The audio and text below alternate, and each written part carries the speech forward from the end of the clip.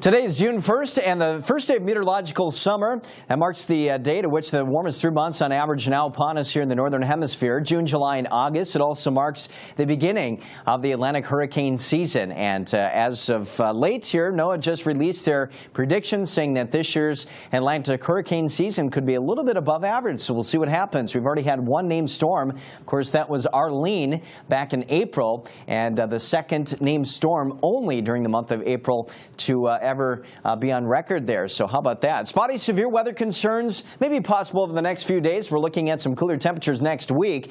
Temperatures today in the northeast running a little cooler. Same for the Gulf Coast states, but a pocket of very warm air developing over the high plains. As this ridge of high pressure slowly slips east, we will warm up in the Midwest, but that begins to break down. And then as we head into next week, we are going to be cooler, basically from the front range of the Rockies to the eastern seaboard, 5 to near 15 degrees below average. And then the cooler weather will hang on through the second week of June over the eastern U.S., but warming up back west. Now, today's severe weather threat again, some marginal risk areas in the high plains, the northern Rockies there, also through the central U.S. and the northeast, and then some spotty severe weather threats on Friday afternoon and evening, and again on Saturday, mainly across the upper Midwest and the Great Lakes region. So there's a boundary that'll be responsible for some spotty showers and storms over the next few days. Again, on the leading edge of that warmer air as it marches east, so there could be some pockets of heavy rain. Also looking at some showers in place over the high plains and the Intermountain West, and also a little cool and showery over the northeast yet today.